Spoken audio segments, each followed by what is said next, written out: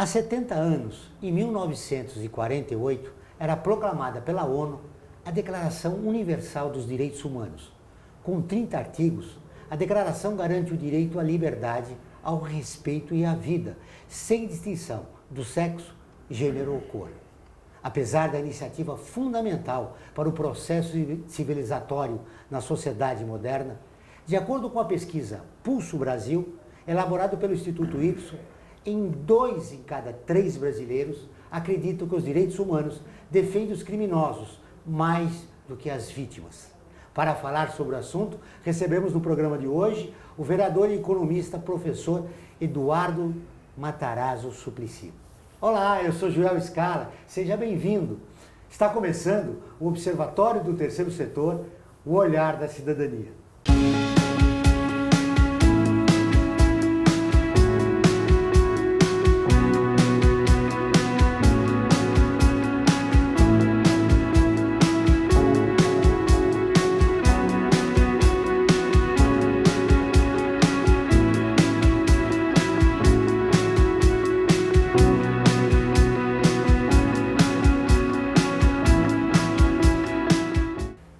Eduardo Matarazzo Suplicy é vereador, economista e professor universitário. Atuou como secretário municipal dos Direitos Humanos e Cidadania de São Paulo de 2015 a 2016. Tudo bem, seja bem-vindo ao Observatório do Terceiro Setor. Muito obrigado e é uma satisfação mais uma vez conversar com você, Joel Scala. Por que há tanta incompreensão em relação aos direitos humanos no nosso país? Bom, eu acho que é muito importante que nós, mais e mais, venhamos a expor tanto aquilo que está nos 30 artigos da Declaração Universal dos Direitos da Pessoa Humana, mas também transmitir ao povo brasileiro a importância do que está em 78 incisos do artigo 5º da Constituição Brasileira, que fala ainda mais detalhadamente dos direitos da pessoa humana, dos homens e das mulheres, de qualquer origem, raça, sexo, idade, condição civil ou socioeconômica, de como em nosso país não pode haver qualquer forma de discriminação. E é tão importante respeitar os direitos humanos e assegurar a cada brasileiro e brasileira uma vida digna para valer. Eu fico impressionado com o que aconteceu nesse último final de semana, por exemplo, lá no Texas e em Ohio, onde pessoas resolveram atirar a esmo com armas potentíssimas e levaram à morte dezenas de pessoas. E eu fico muito preocupado com esta incitação que, por vezes, acontece por parte de alguns governantes, como, por exemplo, o presidente Donald Trump, como o presidente Jair Bolsonaro, porque na hora de estarem a cada momento incitando o desrespeito às pessoas, atitudes que muitas vezes são consideradas como misóginas ou racistas mesmo, ou de falta de atenção para, como por exemplo, nordestinos, paraíbas. Eu fui assistir um show maravilhoso da Maria Bethânia, que se disse, então eu, com muito orgulho, me considero uma paraíba diante das observações que outro dia fez o presidente Jair Bolsonaro. Então, eu acho que esta matança de pessoas tem muito a ver com as atitudes de racismo, de perseguição contra imigrantes, inclusive, porque houve uma matança de mexicanos ali perto da fronteira do México, e também eu me preocupo muito com a facilidade para se obter armas seja lá nos Estados Unidos e agora aqui no Brasil, algo de comum entre os presidentes Trump e Bolsonaro, que acham por bem estar facilitando a distribuição de armas para o povo. E o que explica esse retrocesso, não só aqui no nosso país, como no mundo? Nós vivemos num período conservador. Que explicações você poderia estabelecer em relação a isso? Olha, eu acho muito importante que nós, a cada momento, estejamos considerando, primeiro, estarmos atentos. A cada episódio como esse, é necessário ressaltar que a origem, a causa da violência está justamente na falta de respeito aos direitos humanos. É isso que...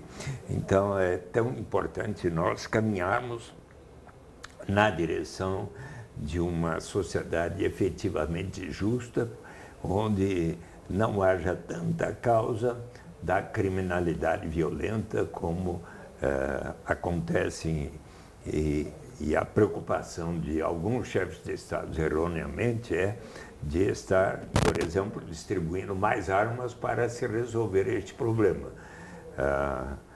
Outro, eu avalio que mais importante será nós construirmos as condições onde cada pessoa tenha o direito a viver com dignidade, o direito à sua moradia, o direito a receber uma renda suficiente para a sua existência com dignidade e da sua família também.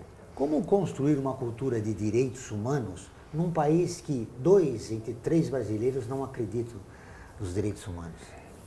Olha, eu acho que é necessário nós darmos exemplos a cada dia, mostrarmos quais são aquelas políticas econômicas e sociais que efetivamente vão fazer com que haja muito maior respeito aos direitos humanos, para que haja muito maior possibilidade de cada pessoa não precisar estar roubando ou realizando atos criminosos para o seu autossustento.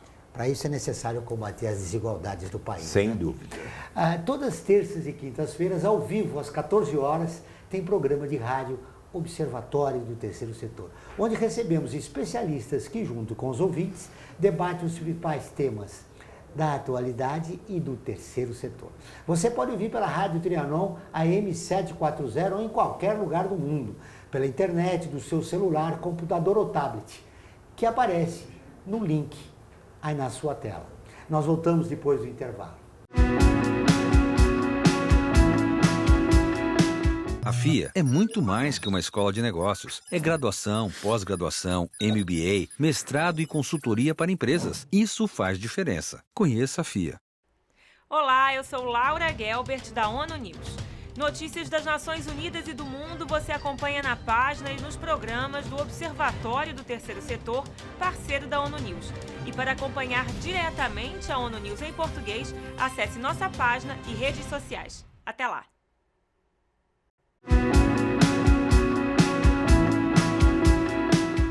Voltamos com o Observatório do Terceiro Setor. E agora vamos para o quadro. Você conhece? Jornalista, professor e frei. Com ideias liberais, ele lutou contra o domínio português e organizou o primeiro governo brasileiro independente. Mas foi preso e morto sobre protestos, virando um herói nacional. Frei Caneca. Você conhece? Joaquim da Silva Rabelo, depois Frei Joaquim do Amor Divino Rabelo, mais popularmente conhecido apenas como Frei Caneca, nasceu em Recife, dia 20 de agosto de 1779. Foi um religioso e político brasileiro. Esteve implicado na Revolução Pernambucana e foi líder e mártir da Confederação do Equador. Como jornalista, esteve à frente do Tips Pernambuco, um periódico brasileiro fundado e editado por Frei Caneca no contexto da Confederação do Equador. Era semanal e distribuído todas as quintas-feiras. De família humilde, desde cedo demonstrando inteligência viva e grande força moral, era filho primogênito de um tanoeiro português. A sua mãe tinha um primo carmelita, o que pode explicar que tenha se tornado noviço do Carme, tomando o hábito em 1796, no convento de Nossa Senhora do Carmo. Ordenou-se em 1801, com a necessária dispensa apostólica da idade, pois tinha 22 anos e passou a ser conhecido como Joaquim do Amor Divino Caneca, sendo este último nome uma homenagem ao seu pai que fabricava vasilhames. Em 1803, foi nomeado professor de retórica e geometria de seu convento, onde lecionou posteriormente filosofia racional e moral. De ideias liberais, aderiu ao movimento republicano e frequenta a Academia do Paraíso, um dos centros de reunião daqueles que, influenciados pela Revolução Francesa e pela independência dos Estados Unidos, conspiraram contra o domínio português no país. Participa ativamente da Revolta Pernambucana de 1817, que proclama a República e organiza o primeiro governo brasileiro independente. Com a derrota do movimento, é encarcerado na Bahia. Com uma pesada corrente de ferro no pescoço, o prisioneiro Frei Caneca ia andando devagar. Estava descalço, usava uma batina suja e rasgada, vigiado por soldados bem armados. Libertado somente em 1821, retoma as atividades políticas. Em 1824, toma parte da Confederação do Equador, movimento republicano e separatista. Outra vez derrotado, foge para o Ceará. Foi preso novamente e levado para um calabouço. No dia de Natal do mesmo ano, foi transferido de sua cela a uma cela incomunicável para receber a sentença. Muito foi feito que Caneca não fosse executado. Houve petições, manifestações de ordens religiosas, pedidos de clemência, todos em vão. Frei Caneca foi condenado à forca. Graças ao respeito que todos têm por ele, 3 carrascos se recusaram a enforcá-lo, com o apoio dos demais detentos. Despojado de ordens religiosas, é fuzilado em 23 de janeiro de 1825. Seu corpo foi colocado junto a uma das portas do Templo Carmelita, no centro do Recife, e foi deixado no caixão de pinho, em frente ao convento das Carmelitas, de onde os padres o recolheram e enterraram em um local até hoje não identificado. Frei Caneca foi considerado herói nacional e seu nome está no Panteão da Pátria Tancredo Neves, localizado na Praça dos Três Poderes, em Brasília. Um livro com páginas de aço lista os heróis oficialmente reconhecidos do Brasil. Uma das mais famosas ruas da capital paulista também leva o seu nome em homenagem ao herói. A luta pela defesa das pessoas menos favorecidas já vem de muito tempo nesse país. Sem dúvida. E alguns heróis que a população esquece, como Frei Caneca. Aqui em São Paulo nós conhecemos bem a rua Frei Caneca, mas é importante conhecermos a história de quem lutou tanto pela independência do Brasil e pelos direitos fundamentais da pessoa humana. Por que os nossos heróis como Frei Caneca. Por que os nossos heróis são tão incompreendidos no nosso país? Mas é importante estarmos sempre lembrando de pessoas como Tiradentes e todas aquelas pessoas, como mais recentemente Dom Paulo Evaristo Arnes, que foi um campeão na defesa dos direitos humanos e muito reconhecido ainda hoje. Formou-se recentemente uma organização denominada Dom Paulo Evaristo Arnes, que justamente tem pessoas como João Carlos Dias, como Paulo Sérgio Pinheiro, muito atentos à defesa dos direitos humanos, e então isso é fundamental. Um dos grandes problemas nossos, como a gente já identificou no nosso primeiro bloco, é a pobreza do país, são as desigualdades. E o vereador tem uma proposta já de algum tempo, né, que é o Renda Básica de Cidadania.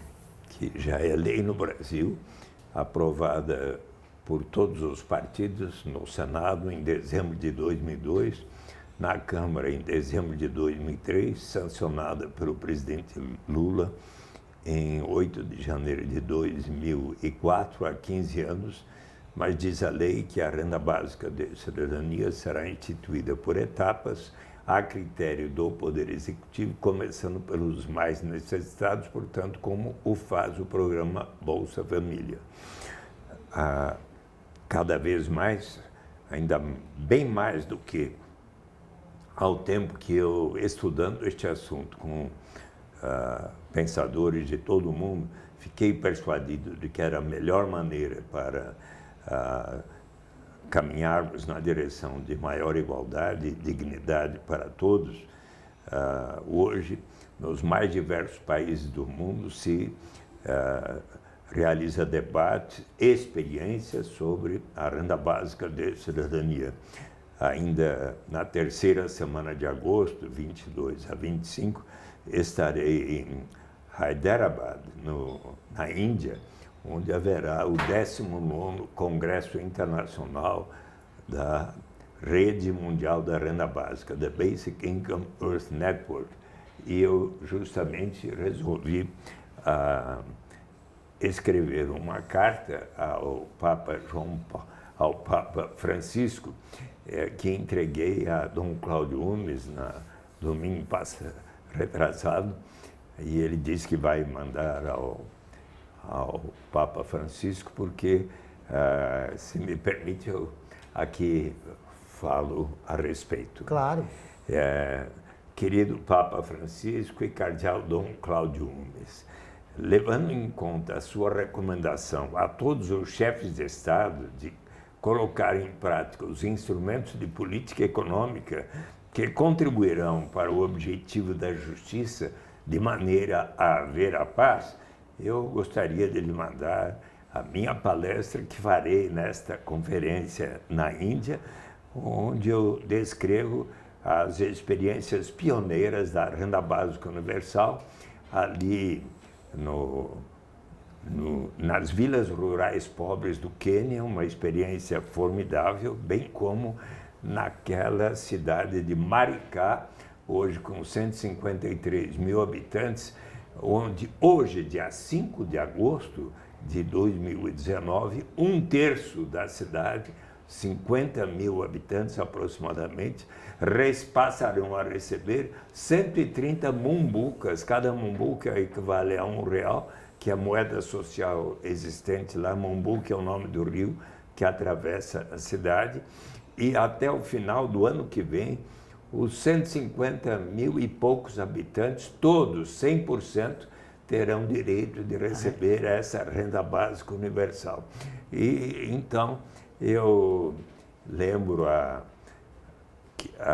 ao Papa Francisco a lição que justamente acredito seja importante para todos conhecerem os direitos da pessoa humana, que eu menciono que foi colocada pelo Thomas More em Utopia em 1516, portanto há mais de 500 anos, pois quando estavam o cardeal Morton e outras pessoas debatendo a pena de morte, que então instituída na Inglaterra não havia colaborado para diminuir a criminalidade violenta, os assaltos, os roubos, os assassinatos, eis que o viajante português Rafael Itlodeu pondera: muito mais eficaz do que infligir estes castigos horríveis, a que não tem outra alternativa senão de primeiro tornar-se um ladrão para daí ser transformado em cadáver, é você assegurar a sobrevivência das pessoas.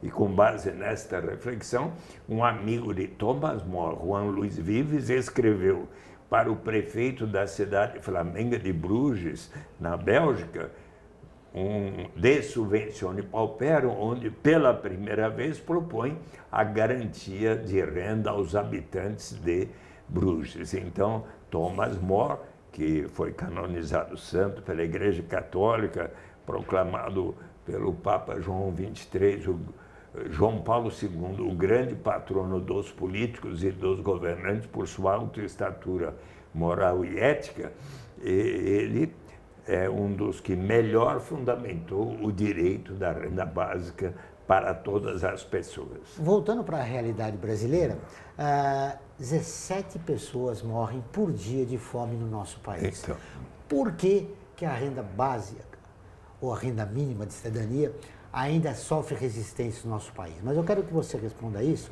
depois do nosso intervalo. Agora eu quero fazer um convite a você que está nos acompanhando e para curtir a página do Observatório no Facebook. Ela é visualizada por mais de 700 mil pessoas por semana. Está sempre atualizada com notícias do terceiro setor, do Brasil e do mundo. Faça como mais de 400 mil pessoas e siga a nossa página. Nós vamos para um rápido intervalo, mas antes você vai conhecer um dos artigos da Declaração Universal dos Direitos Humanos, que faz parte da campanha do Observatório do Terceiro Setor. Direitos humanos são direitos de todos.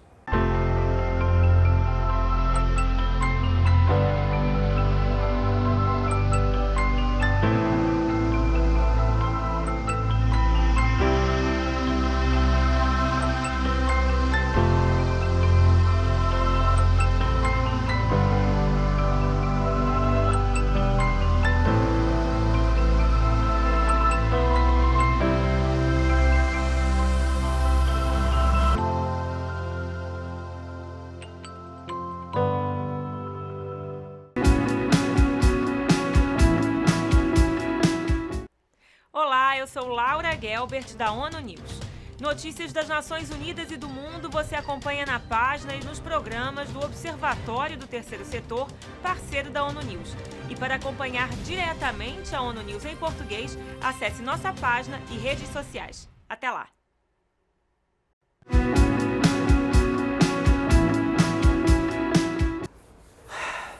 Estamos de volta com o programa do Observatório do Terceiro Setor, o Olhar da Cidadania. Não esqueça, todas as quartas-feiras, às 17 horas, tem programa Olhar da Cidadania na Rádio USP, com temas da atualidade e dos direitos humanos.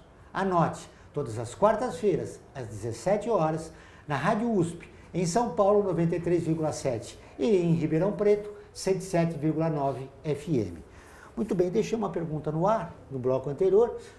17 pessoas morrem diariamente de fome no nosso país.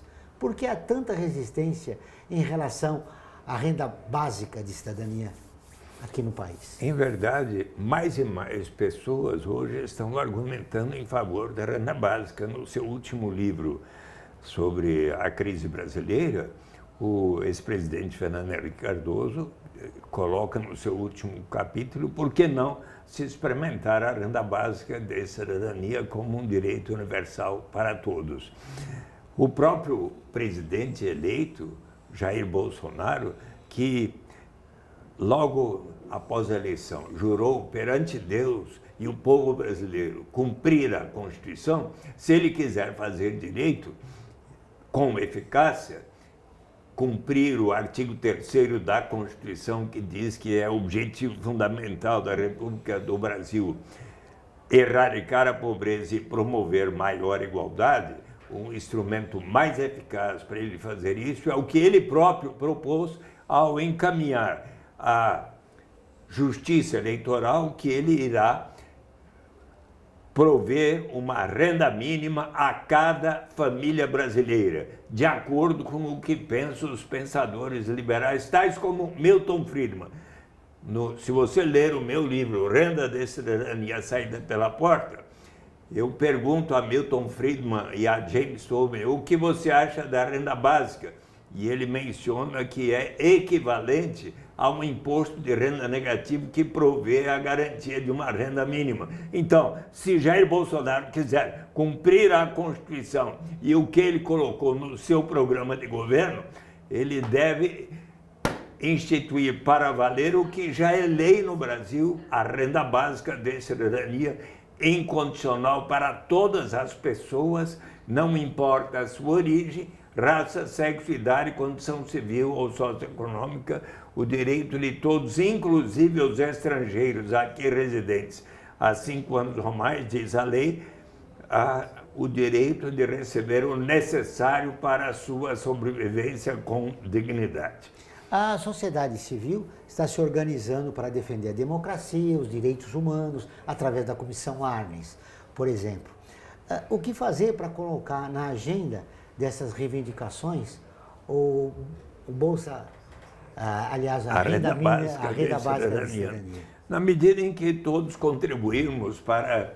Olha, sábado retrasado eu aceitei o convite do Movimento Nacional da População em Situação de Rua aqui em São Paulo, para lá no CISART, para fazer uma exposição para eles sobre a renda básica de cidadania. Ao terminar, o Darcy Costa me disse, olha, nós queremos escrever uma carta ao presidente da República e ao Congresso Nacional pedindo para a renda básica ser instituída imediatamente. Ou seja, mais e mais, na medida em que as pessoas compreendem o sentido e as razões e a vantagem principal da renda básica, que é a de prover dignidade e liberdade real para todos, mais e mais as pessoas querem que isso aconteça. No seu livro Desenvolvimento como Liberdade, o Prêmio Nobel de Economia Amartya Sen diz que desenvolvimento, se for para valer, deve significar maior grau de liberdade real e dignidade para todos na sociedade. Ora, que instrumento comprovadamente vai levar a maior igualdade? Basta olhar a experiência de onde foi instituída.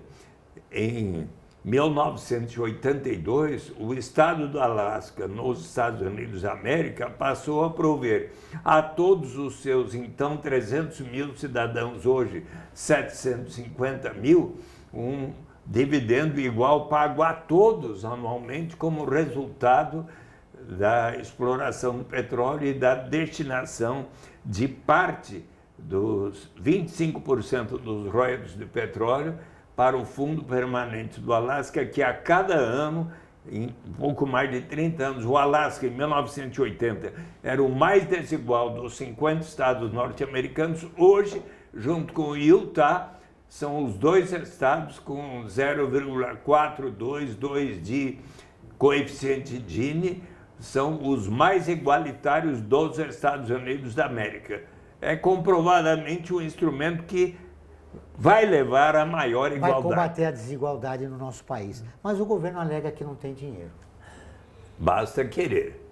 Basta nós levarmos adiante a sugestão de que, de qualquer riqueza gerada numa comunidade, como, por exemplo, em Maricá, agora que vai instituir a renda básica, num município como São Paulo, dia 12 de agosto próximo, segunda-feira da semana que vem, teremos, e todos são convidados, às 9h30 da manhã, uma plenária da Comissão de Saúde e de Direitos Humanos para debater a proposta da renda básica, projeto de lei do prefeito Fernando Haddad, para instituir gradualmente para os 12 milhões de habitantes de São Paulo uma renda básica de cidadania. Você está convidado, caro Joel. Obrigado. Muito bem, para fechar nossa entrevista, numa frase, o que você diria para nós mudarmos essa realidade rapidamente, em pouco tempo, já que nós vivemos uma profunda crise econômica e política, com mais de 12 milhões de pessoas desempregadas no país? Eu acho que deveremos colocar em prática aqueles instrumentos, desde a diminuição da taxa de juros, que começou a ser feita, mas com os instrumentos de demanda agregada, especialmente para a população mais carente, que ao receber, por exemplo, uma renda básica universalmente, vai significar um estímulo a maior oferta e investimentos de bens e serviços por parte dos empresários todos. Então poderemos compatibilizar o crescimento com estabilidade de preços e com maior nível de emprego e de condições de vida digna para toda a população. Prazer em vê-lo, muito obrigado. Muito obrigado, João Scala. O Observatório do Terceiro Setor fica por aqui. Esse e todos os nossos programas de TV e rádio estão no nosso portal, acessado por mais de 2 milhões de pessoas de 173 países. Acesse você também, observatório3setor.org.br. Nós voltamos na próxima semana, sempre na luta por uma sociedade mais justa, solidária e tolerante. Até o próximo programa.